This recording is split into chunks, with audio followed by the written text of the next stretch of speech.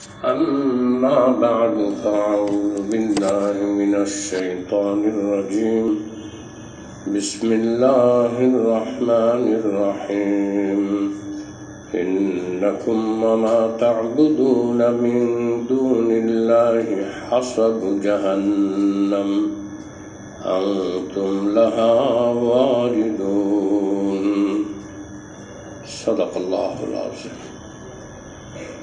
اللهم صل على محمد وعلى آل محمد كما صليت على إبراهيم وعلى آل إبراهيم إنك حميد مجيد اللهم بارك على محمد وعلى آل محمد كما باركت على إبراهيم وعلى آل إبراهيم إنك حميد مجيد আল্লাহ পাকের দরবারে শুকর আদা করছি যে আল্লাহ পাক আমাদেরকে জুমার নামাজের জন্য মসজিদে একত্রিত হওয়ার তৌফিক দান করেছেন আলহামদুলিল্লাহ। মুআজ্জাজ হাজিরিন, আলোচনা চলতেছিল নবী আকরাম সাল্লাল্লাহু আলাইহি ওয়াসাল্লামকে এতদিন পরে এখনো কিছু মানুষ ব্যঙ্গ বিদ্রূপ করে। এর কারণটা কি এটি বলতেছিলাম আমি। এখন এই কেন ব্যঙ্গ বিদ্রূপ করে জবাব দিতে গিয়া আগে রাসূল পাক সাল্লাল্লাহু আলাইহি ওয়াসাল্লামের কিছু অনন্য বৈশিষ্ট্যের কথা আমি আপনাদের সামনে পেশ করেছি, যার মধ্যে একটা ছিল নবী আকরাম সাল্লাল্লাহু আলাইহি ওয়াসাল্লাম আকমালুন নাস। আকমাল বলে যিনি সব দিক দিয়ে পরিপূর্ণ। নবীজি তার পৃথিবীতে আগমনের উদ্দেশ্যকে পরিপূর্ণ করেছেন, এই দিকটাকে প্রাধান্য দিয়ে তাকে আকমালুন নাস বলা হয়, যে পৃথিবীতে আর কেউ এমনটি পারেনি। আনসাবুন নাস, বংশ পরিক্রমা সর্বোচ্চ। জিবরিল ফেরেশতা নিজে বলছেন, আমি সারা পৃথিবী ঘুরেছি, কুরাইশদের চেয়ে বেশি সম্ভ্রান্ত এবং সবচেয়ে শ্রেষ্ঠ বংশ পৃথিবীতে আর কোনো বংশ নাই। আর কুরাইশদের মধ্যে বনি আব্দে মানাফের চেয়ে উত্তম কোনো বংশ নেই। বনি আব্দে মানাফের মধ্যে বনু হাশেমের থেকে আর কোনো উত্তম বংশ নেই। আর নবীজি এই বনু হাশেমের গোত্রের। আনসাবুন নাস, পৃথিবীর সমস্ত মানুষের জীবন ইতিহাস বংশ পরিক্রমার দিক দিয়ে এত সংরক্ষিত নয় যা মুহাম্মদুর রাসূলুল্লাহ সাল্লাল্লাহু আলাইহি সাল্লামের তা সংরক্ষিত। আনসাবুন নাস।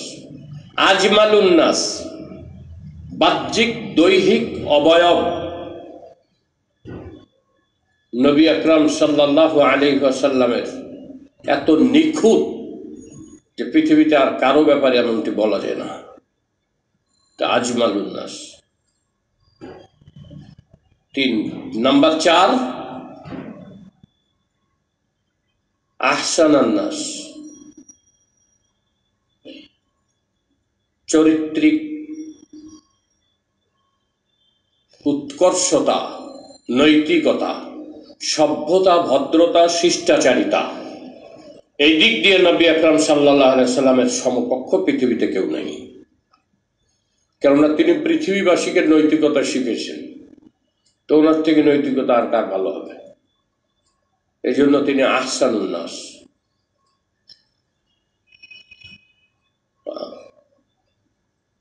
তিনি আশজাউন নাস,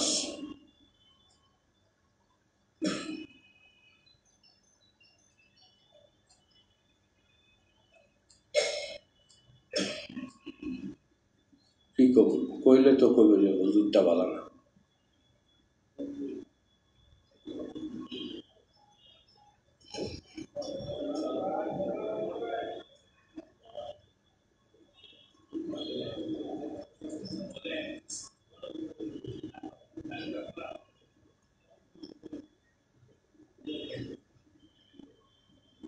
আলহামদুলিল্লাহ, আস্তাগফিরুল্লাহ, আস্তাগফিরুল্লাহ। তো বলতেছিলাম নবী আকরাম সাল্লাল্লাহু আলাইহি ওয়াসাল্লামের যে তিনি আশজাউন নাস, বীরত্ব বাহাদুরিতেও নবী আকরাম সাল্লাল্লাহু আলাইহি ওয়াসাল্লামের সমকক্ষ কেউ নাই। আর আজওয়াদান নাস, বদান্যতা ও দানের ক্ষেত্রেও নবীজির সমকক্ষ কেউ নাই। এই কয়টা বিষয় একসাথে করেন, আকমালুন নাস, আজমালুন নাস, আনসাবুন নাস, আহসানান নাস, আশজাআন নাস, আজওয়াদান নাস। আমি যে 6টা বিষয় বললাম, আমি এই 6টা বিষয় এত স্পষ্টভাবে বলতে চাই যে পৃথিবীতে দ্বিতীয় কোনো একজন মানুষকে এই 6টা গুণে বৈশিষ্ট্য, এই 6টা গুণের কোনো একটা গুণও কারো ভিতরে নেই পরিপূর্ণতায়। সর্বোপরি আল্লাহ পাকের পক্ষ থেকে ইফাত ওয়া ইসমাত, এই 2টা গুণও নবী আকরাম সাল্লাল্লাহু আলাইহি ওয়াসাল্লামকে দেওয়া হয়েছে। ইসমাত কি? পাপহীনতা। আল্লাহ নিজে তাকে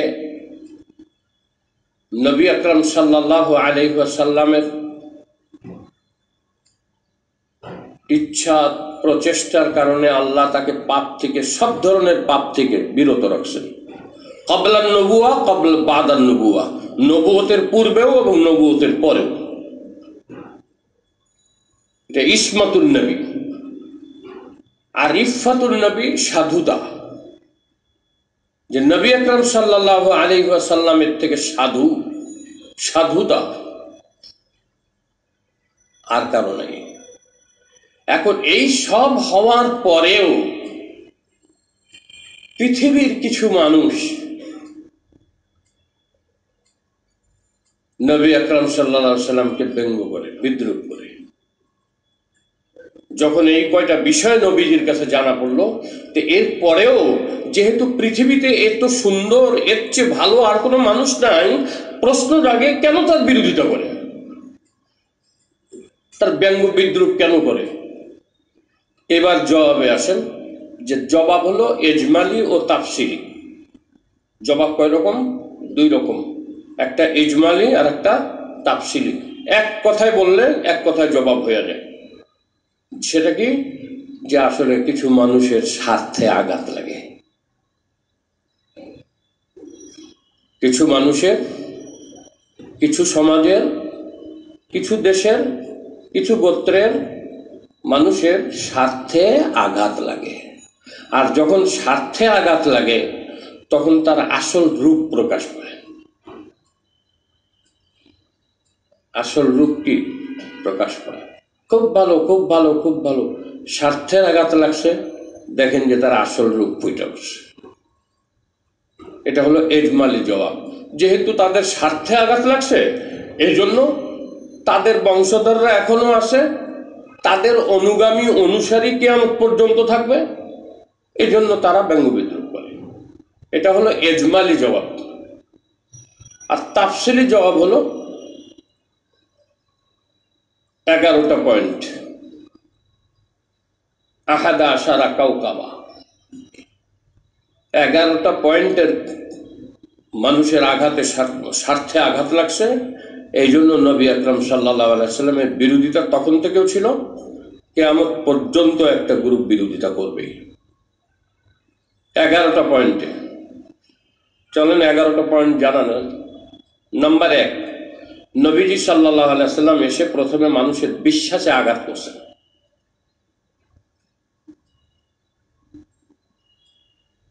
আঘাত শব্দটা এই জন্য বললাম, যেহেতু স্বার্থে লাগছে, তারা চেতছে, এই জন্য এটাকে আঘাত শব্দ দিয়ে আমি উপস্থাপন করলাম। এটাকে অন্য শব্দে বলা যায়, নবী সাল্লাল্লাহু আলাইহি ওয়াসাল্লাম এসে সর্বপ্রথম বিশ্বাসের পরিবর্তন করছেন।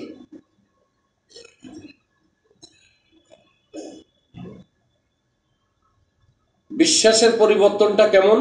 এর সংক্ষিপ্ত রূপ হলো যে মানুষের একটা বিশ্বাস ছিল যখন নবী আসলেন, সেই সময় আরব জাতির বা বিশ্ব মানুষের বিশ্ব মানব সভ্যতায় একটা বিশ্বাস এই ছিল যে আসলে কিছু দেবদেবীর পূজা অর্চনা করলে আমি দুনিয়াতে যা করি সব মাপ। কিছু দেবদেবীর পূজা অর্চনা করলে আমি যা খুশি তাই করতে পারি। দেবদেবীরা আমাকে কি করবে? কিয়ামতের ময়দানে তরায় নিবে। তারা আমার পক্ষে সুপারিশ করবে, আমাদেরকে তারা মৃত্যুর পরবর্তী জীবনে যা আছে, যদি কোনো পুণ্য থাকে, পুণ্য কোনো আনন্দ বা আরাম থাকে, সেই আরাম ও আনন্দেতে তারা আমাদেরকে পৌঁছায় দিবে। আর যদি কোনো দুঃখ কষ্ট থাকে, তো সেই দুঃখ কষ্ট থেকে তারা আমাদের বাঁচায় নেবে। এই একটা বিশ্বাস ছিল, এই একটা বিশ্বাস ছিল।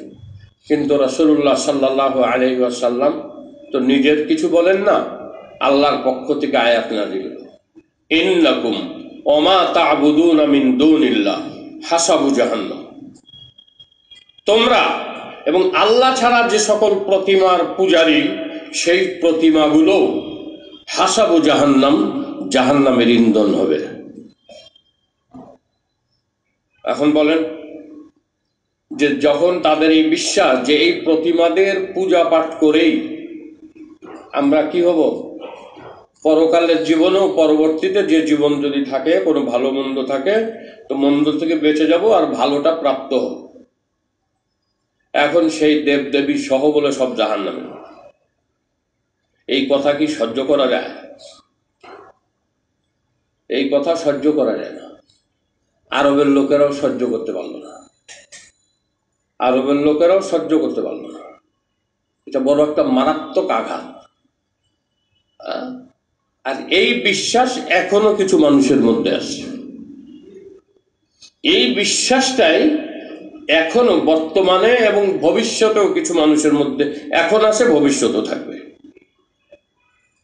সে বিশ্বাসটা কেমন? যে আমরা যা খুশি তাই করি।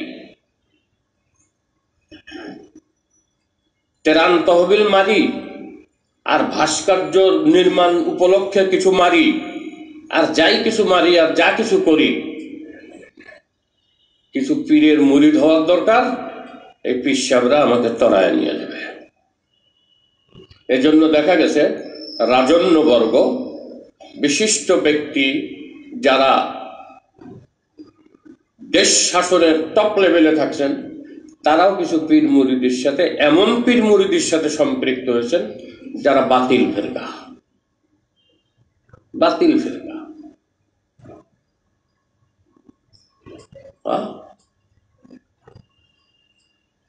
যুগে যুগে হয়েছে। আমি আর নাম বইলা একবারে চোখে আঙ্গুল দিয়া দেখাই দিতে চাই না।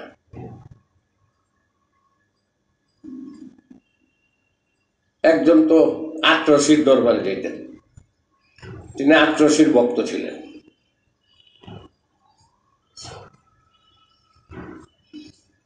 দেশ পরিচালনা করতেন। মানে আমি জানি না, ভাবটা এরকম যে যেহেতু একটা পীরের মুরিদ হয়েছি, এত বড় মশহুর একটা পীর, কাজে এই পীর কাছে মুরিদ হওয়ার কারণে পীরের উসিলায় পীর আমাকে সুপারিশ করে মন নাজাত দেবে, আমি এই দিক দিয়ে যা খুশি তাই করব। কারণ যা খুশির কি, এগুলোর ব্যাখ্যার দরকার নেই, আপনারা বুঝে নেবেন। আমি আর একটা একটা করে এগুলো বলতে চাই না, এখনো আছে। এখন পীর না হইয়া কোনো শক্তিধর কেউ হইতে পারে। কেউ হয়তো মনে করতে পারে যে অমক শক্তিধর, আমি যদি তার পদলেহন করি তাহলে আমার সব কিছু আমি করতে পারবো, যেরকম খুশি তেমন আমি চলতে পারবো, চালাইতে পারবো, এরকম মনে করে। একই কথা হইল, কোন পীরকে পরকালে ত্বরান্বিত করে নিয়ে যাবে, বাঁচায় নিয়ে যাবে, সেই বিশ্বাস রাখা, অথবা কোনো শক্তিধর কোনো দেশকে বা কোনো জাতিকে মাইনা তার কথা মতো চললে আমার সবকিছু দুনিয়াতে ঠিকঠাক থাকবে। এই জন্য এই দুই বিশ্বাস দ্বারা এখনো অনেক রাজন্যবর্গ অনেক বড় বড় কাজ করে, দেশ পরিচালনা করে, অনেক কিছু করে। বিশ্বাস। কিন্তু আল্লাহ বলছেন কি, তোমরা যারা আল্লাহ ব্যতীত কোন প্রতিমাদের উপাসনা করো, তোমরাও জাহান্নামে যাবা, আর তোমাদের এই দেবদেবীরাও জাহান্নামে যাবে। এখন মুহাম্মদ সাল্লাল্লাহু আলাইহি সাল্লাম যখন সমাজে এই কথা বললেন, এই কথাটা সহসাই মেনে নেওয়া যায় না। বাধার সম্মুখীন হলেন। আপনারা ইতিহাস জানেন, রাসূলুল্লাহ সাল্লাল্লাহু আলাইহি সাল্লামের কাছে পরবর্তীতে রাসূলের চাচার কাছে এসে নালিশ দেওয়া হলো। চাচার মাধ্যমে নবীজিকে বোঝানোর চেষ্টা করা হলো, দেখো মুহাম্মদ, তুমি চাওটা কি? তোমাকে আমরা সর্বশ্রেষ্ঠ বংশের জানি, আর আগে থেকেই তোমাকে আমরা আল আমিন বলি। আমাদের ঝগড়া বিবাদ কলহে তোমাকে আমরা এত সমীহ সম্মান করি যে আমাদের ঝগড়া বিবাদ মিটাইয়ে দেওয়ার জন্য তোমাকে ডাকি। তাহলে তোমাকে আমরা কত সম্মান করি। এখন তুমি চাওটা কি? যদি বাদশাহী চাও, তাহলে আমরা আমাদের বাদশাহী তোমার জন্য তোমাকে দিতে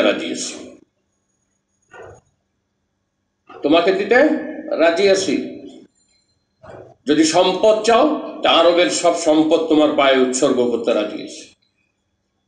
আর যদি কোনো নারীর প্রতি আসক্তি থাকে, যাকে তুমি গরিবের কারণে, তুমি এতিম হওয়ার কারণে এতিম ভাবে প্রতিপালিত হয়েছ, আর তুমি সম্পদের দিক দিয়ে অভাব অভিযোগের মধ্যে বড় হয়ে উঠেছ, গোল্ডেন স্পুন নিয়ে তুমি জন্মগ্রহণ করনি, কাজে তোমার এই কারণে তুমি কোনো বংশগত উচ্চ বংশীয় কোনো সুন্দরী রূপসী রমণীর প্রতি আসক্তি যদি থাকে, সেটা বলো, আমরা সম্মিলিত প্রচেষ্টায় তোমার সেই মাকসাদও পুরা করব। বলছিল নবী আকরাম সাল্লাল্লাহু আলাইহি সাল্লাম কি বললেন, যে আসলে নবীজিত্বের তিনটার কোনো একটা তার মাকসাদ না। তিনটার কোনো একটাও তার মাকসাদ না। রাজা হওয়াও মাকসাদ না, সম্পদ পাহাড় পরিমাণ সম্পদ জমা করা এটাও মাকসাদ না, আর কোন নারীর প্রতি আসক্তি হওয়ার প্রশ্নই আসে। নবী আকরাম সাল্লাল্লাহু আলাইহি সাল্লাম চাচার মাধ্যমে জবাব দিলেন যে তারা যদি, এগুলো তো সাধারণ ব্যাপার, যদি আমার এক হাতে চাঁদ আর এক হাতে সূর্য এনে ছেড়ে দেয়, তবু আমি যেটা প্রচার করছি এটার থেকে বিরত হব না। কেননা এটা তো আমার পৃথিবীতে আসার মাকসাদ। আমি শিরিকের মূলোৎপাটন করব। শিরিকের আসবাব, যত বিষয় শিরিকের সাথে রিলেটেড, অর্থাৎ শিরিক হতে পারে, আমি এই সবকেও সমূলে বিনাশ করব। এই জন্য আমি আসছি।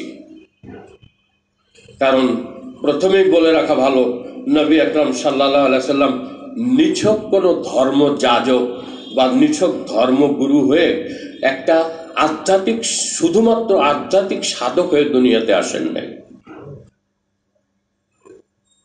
নবী আকরাম সাল্লাল্লাহু আলাইহি সাল্লাম ব্যক্তি, পরিবার, সমাজ, দেশ এবং পৃথিবী,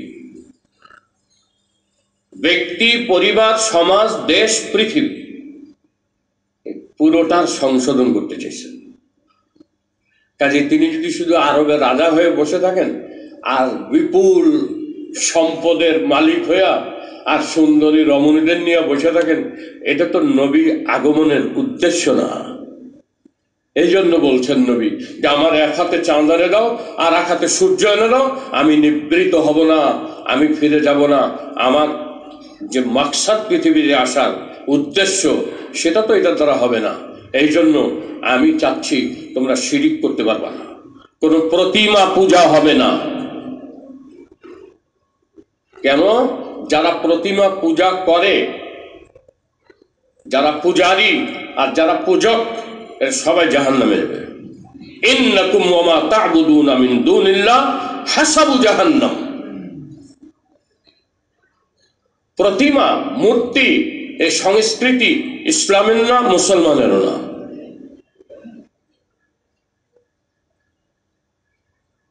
কেউ বলতে পারেন যেটা বাঙালির সংস্কৃতি। হ্যাঁ, আমি সেটা মানি। বাঙালির সংস্কৃতি, যদি সেই বাঙালি মুসলমান না হয় অন্য কিছু হয় তাহলে তার সংস্কৃতি। কিন্তু কোনো মুসলমানের মূর্তি, ভাস্কর্য, প্রতিমা এই সব সংস্কৃতি মুসলমানের করা যায় না।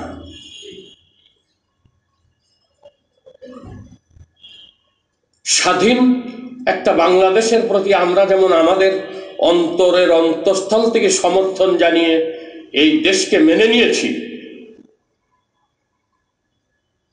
এখন এই দেশের ভৌগোলিক মানচিত্র পাল্টায় দিয়া বা অন্য কারো নিকটে এই দেশ বন্ধক রাখা, এটা প্রত্যেক বাংলাদেশের জন্য হারাম, জায়েজ নেই, জায়েজ নেই। কেননা অনেক কষ্ট ও ত্যাগের বিনিময়ে আমরা অন্যায়, জুলুম, অত্যাচার থেকে আমরা বেঁচে আমরা কি করেছি? দেশ স্বাধীন করেছি। এই যে স্বাধীনতা, একে অক্ষুণ্ণ রাখা প্রত্যেকটা বাংলাদেশের এই যে ভৌগোলিক সীমারেখার মধ্যে অবস্থানকারী যারা, এদের নৈতিক দায়িত্ব যে আমার দেশ যেন কেউ ছিনে না নেয়, আমার দেশের উপরে যেন আবার পুনরায় কেউ জুলুম নির্যাতন করতে না পারে, এটা প্রত্যেক বাংলাদেশের দায়িত্ব। যখন এটা বাংলাদেশিদের দায়িত্ব, তা আমি আপনি যখন কালেমা পড়ে নিয়েছি লা ইলাহা ইল্লাল্লাহু মুহাম্মাদুর রাসূলুল্লাহ, এই কালেমা যখন আমার মুখ দিয়ে বাইর হয়েছে, তখন সব কিছুর ঊর্ধ্বে আমার ঈমান, সব কিছুর উপরে আমার ঈমান। আমার বংশ, আমার কি বলে যে বৈভব, বৃত্ত, প্রভাব, আমার জ্ঞাতি, গোষ্ঠী, স্বজাতি, স্বগোষ্ঠী এবং আমার অন্য যত কিছু আছে, এই সব কিছুর উপরে যেমন আমার দেশ, তার চেয়েও উপরে আনলো আমার দিন। যে দিনের একটা বাক্য আমরা মেনে নিয়ে আমরা মুসলমান হচ্ছি, লা ইলাহা ইল্লাল্লাহ মুহাম্মাদুর রাসূলুল্লাহ।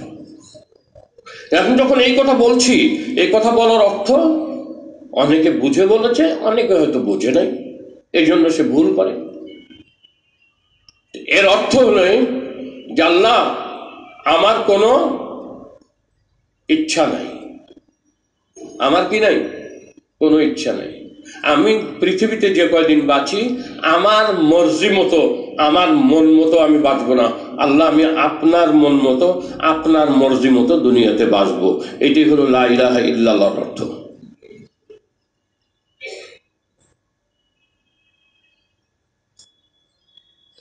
যদি বলেন যে আমার মন মতো চলবো, তাহলে আপনাকে ওই কালিমার বিশ্বাস থেকে ফিরে আসতে হবে, আপনাকে মুরতাদ হতে হবে। আর আপনি কালিমা পড়ছেন, এখন আপনি যদি সাথে সাংঘর্ষিক বিশ্বাস নিয়ে দুনিয়াতে বাঁচেন যে আমি আল্লাহর কথা মতো চলবো আর অনেকের কথা মতো চলবো, তাগুতি শক্তির কথা মতো চলবো, বাতিল শক্তির কথা মতো চলবো, বাতিল পীরের মত অনুযায়ী চলবো, জালেম শাসকের মত অনুযায়ী চলবো, তাহলে আপনি নিজেই নিজের ফতোয়া দেন যে আপনি কতটুক মুসলিম, আপনি কতটুক মুসলিম। বাংলা আমাদের ভাষা, এই জন্য আমাদেরকে বাঙালি বলা হয়। এর অর্থ এই না যে আমার কোন সংস্কৃতি ইসলামের সাথে সাংঘর্ষিক হইলে আমি বাঙালি হিসাবে সেই সংস্কৃতি করতে পারবো না। কোন বুজুর্গ বলছিলেন যে, আসলে বুজুর্গ হইয়াও বলছিলেন যে আমি ইবাদত শিখছি একটা গোলামের কাছ থেকে, আমি ইবাদত শিখছি একটা গোলামের কাছ থেকে। উনি একটা গোলাম কিনছে, মানে একটা দাস কিনছে। এখন দাসকে জিজ্ঞেস করেন গোলামকে, ভাই দেখো, আমি তো মুসলমান, ইসলাম গ্রহণ করেছি, আর তুমি আমার খেদমতের জন্য আসছো, আমি যা বলি তাই তুমি মানবা, আমি যে কাজ দিই সেটা করবা, এইসবের জন্য আসছো, এটাই তো দাস দাসীর অর্থ। আমি এইরকম না যে আমি তোমাকে, যেহেতু আল্লাহ ভীরু, আমি মুসলমান, আমি তোমাকে আল্লাহর হুকুমের খেলাফ কোনো হুকুম দিব না, আল্লাহর হুকুমের বাইরে আমি তোমাকে কোনো কাজ দিব না। এটা তো মালিক আর দাস বা গোলামের ডেফিনেশন, সংজ্ঞা। কিন্তু আমি যে তোমাকে কিনে আনলাম, তোমার নাম কি, তো পরিচয়ের তো দরকার আছে। তো গোলাম বলতেছে যে আপনি আমার মনিব, আপনি আমাকে যে নাম দিয়ে ডাকবেন সেটাই আমার নাম।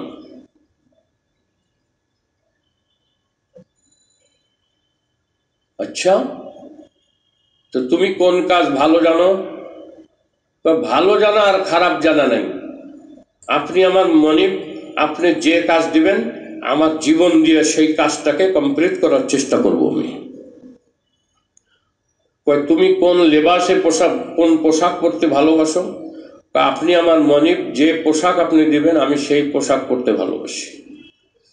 তুমি কি খানা পছন্দ করো? আপনি আমাকে যেই খানা দিবেন আমি সেই খানাটাই পছন্দ। তোমার কোন পানীয় পছন্দ? যে পানি আপনি দিবেন সেটাই আমার পছন্দ।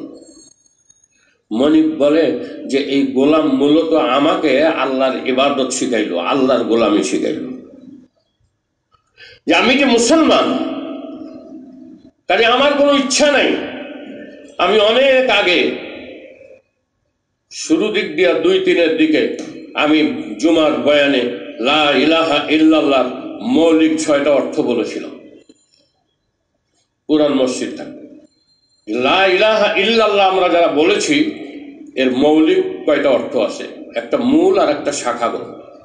মৌলিক অর্থ হলো লা মাবুদা ইল্লাল্লাহ, পূজনীয় আল্লাহ ছাড়া কেউ নাই। নাম্বার 2, লা মাকসুদা ইল্লাল্লাহ, আল্লাহ ছাড়া আমার আর কোনো মাকসুদ নেই, উদ্দেশ্য নেই। লা মাতলুবা ইল্লাল্লাহ, 3 নম্বর অর্থ যে আল্লাহ ছাড়া আমার আর কোনো মতলব নেই। মতলব আর উদ্দেশ্যের মধ্যে সামান্য পার্থক্য আছে। জিজ্ঞাসা করলাম আপনি কোথায় যাচ্ছেন? আপনি বললেন নিউ মার্কেটে যাচ্ছি। নিউ মার্কেটটা হলো আপনার টার্গেট, উদ্দেশ্য। আপনার যাওয়ার উদ্দেশ্য কি? New market. আর নিউ মার্কেটে যে আপনি মাছ কিনবেন না অন্য কিছু কিনবেন, যেটা কিনবেন ওইটা হলো আপনার মতলব। কাজে আপনার নিউ মার্কেট যাওয়া উদ্দেশ্য, আর যা ক্রয় করবেন এটা আপনার মতলব। যদিও অনেক সময় দুইটার ব্যবহার একরকম হয়। তা আমরা যারা কালিমা পড়েছি আমাদের উদ্দেশ্য আল্লাহ, আপনি ছাড়া আমাদের আর কোনো ইলাহ নাই, মাবুদ নাই, পূজনীয় নাই। 2, আপনি ছাড়া আমাদের কোনো মাকসাদও নাই, আপনি ছাড়া আমাদের কোনো মতলবও নাই।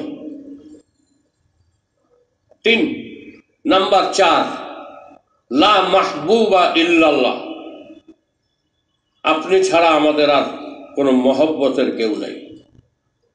কেন? যে লা মাউজুদা ইল্লাল্লাহ, আপনি ছাড়া কারো অস্তিত্ব স্থায়িত্বশীল নয়। বিধায় 6 নম্বর অর্থ লা হাকিমা ইল্লাল্লাহ, অতএব আপনি ছাড়া আর কেউ আমাকে হুকুমও দিতে পারে না, আর আপনার হুকুম ছাড়া আমি আর কারো হুকুম মানতে রাজি না। আপনার হুকুম যদি অনুরূপ, আপনার হুকুমের আনুকূল্যে যদি কেউ হুকুম দেয় শুধু তার হুকুম মানতে পারি, কিন্তু আপনার হুকুমের সাথে সাংঘর্ষিক কোন হুকুম দেয় তা আমি মানতে পারি না। এই জন্য যে আমি কালেমা পড়ছি, লা ইলাহা ইল্লাল্লাহ বলছি। আর লা ইলাহা ইল্লাল্লাহ এই 6টা মৌলিক অর্থ। কোনো মাবুদ নাই, কোনো মাকসাদ নাই, কোনো মতলব নাই, কোনো মাহবুব নাই, প্রিয়তম আমার ভালোবাসার কেউ নাই। লা মাউজুদা, কেন? যে আপনার অস্তিত্ব স্থায়িত্ব আর কারো অস্তিত্ব স্থায়িত্বশীল নয়। ক্ষণিকের জন্য সব ধ্বংস হয়ে যাবে।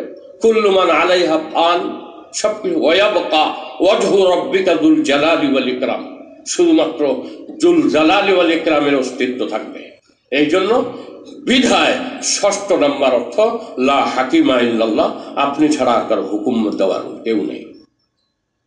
কাজে যেই আরবের গোত্রের লোকেরা মনে করতো এটা যে কিছু দেবদেবী লাত, উনা, হাবাল, মানাত, উজ্জা এগুলোর ইবাদত করতে পারলে, আরো বিভিন্ন নামের মূর্তি ছিল যে 360টা মূর্তি বাইতুল্লাহতে স্থাপন করছে। আর এই 360টা মূর্তির সবার পূজা করতো না, সবার পূজা হইতো না। কিন্তু নবী আকরাম সাল্লাল্লাহু আলাইহি সাল্লাম হাজ্জাতুল বিদায় আর কি বলে 8ই জিলহজ বিজয় 8ই হিজরিতে 8ম হিজরিতে ফাতে মাক্কার সময় সমস্ত মূর্তি বাইতুল্লাহ থেকে অপসারণ করছেন, যেগুলোর মূর্তি পূজা হইতো সেগুলো, আর যেগুলোর পূজা হইতো না সেগুলো।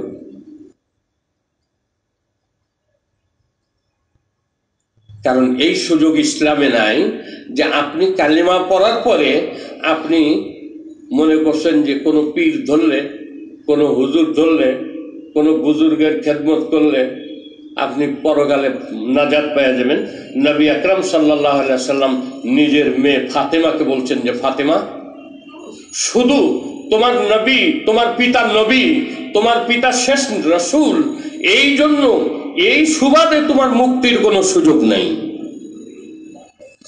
যদি তোমার কিছুটা যোগ্যতা থাকে,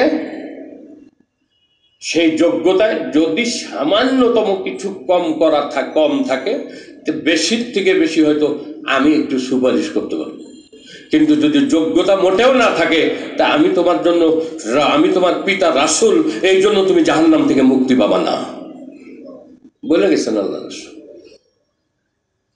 কাজেই আপনি দেবদেবীর পূজা করবেন বা কোনো শক্তিধর কোনো রাষ্ট্রপ্রধানের কলকাঠি নাড়াতে আপনি চলবেন, আর আপনি কোনো পীর বুজুর্গের মুরিদ হইয়া আপনি মনে করবেন যে আমার পরকালে মুক্তি হয়ে যাবে, আমার দুনিয়াতেও ভালো হবে, এইসব মনে করবেন, এইটার সুযোগ নেই। কালেমা পড়া অবস্থায় সুযোগ নাই। এখন যদি আপনি কালেমা ছাইরা দিয়ে নাউজুবিল্লাহ মুরতাদ হয়ে যান, ধর্মত্যাগী হয়ে যান, ইসলামকে ত্যাগ করেন, আল্লাহ না করেন, তাহলে আপনার জন্য ওইটা জায়েজ, ওইটা আপনার জন্য, কিন্তু কোনো মুসলমানের জন্য এই সুযোগ নেই। তাহলে রাসূলুল্লাহ সাল্লাল্লাহু আলাইহি সাল্লাম সর্বপ্রথম এসে,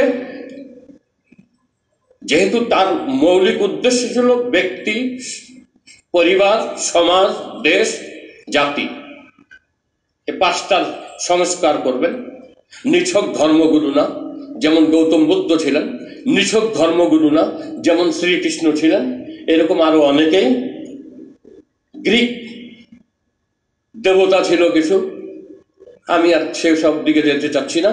তো এরকম দেবদেবী অনেক যুগেই ছিল, যারা মনে করত যে দেবদেবীদের পূজা অর্চনার দ্বারা আমি দুনিয়া ও আখেরাতে সফলতা লাভ করব, আমি যা খুশি তাই করতে পারবো। নবী আকরাম সাল্লাল্লাহু আলাইহি ওয়াসাল্লাম সর্বপ্রথম এটার মধ্যে আঘাত আনছেন যে না, এটা পারবা না, একজন মুসলমান হিসেবে এটা পারবা না, ইসলামের সুযোগ নেই। আমি ইসলাম প্রচার করতে আসছি, আর মানুষকে সৎ পথে দাওয়াত দিয়ে আমি জান্নাতি বানাইতে চাই। এজন্য আমার ইচ্ছা যে জান্নাতে সব নবীদের চেয়ে আমার উম্মত বেশি হোক, এটা আমি চাই। আর এই জন্য নবী আকরাম সাল্লাল্লাহু আলাইহি সাল্লাম কারো ধ্বংস কামনা করেন নাই, এই আশা করছেন যে ও ইসলাম গ্রহণ না করলেও ওর পরবর্তী জেনারেশন ইসলাম গ্রহণ করবে, কিয়ামতের দিন আমার উম্মত বাড়বে, আমি কিয়ামতের দিন আমার উম্মতের সংখ্যাধিক্যের উপরে আমি ফখর করব। আর হাদিসেও আসছে যে জান্নাতে 120 কাতার হবে জান্নাতীদের, তার মধ্যে 80 কাতার হবে উম্মতি মুহাম্মাদীর, আর 40 কাতার হবে 1,23,999 জন নবীর, আর শেষ নবীর কাতার হবে 80টা। কাজে বাধ্য হইয়া কিছু মানুষ খেপলো, এরপরে দ্বিতীয়, তৃতীয়, চতুর্থ, এভাবে রাসূলুল্লাহ সাল্লাল্লাহু আলাইহি সাল্লাম সংস্কার করতে গেছেন, আর কিছু মানুষ খেপছে। ইনশাআল্লাহ আল্লাহ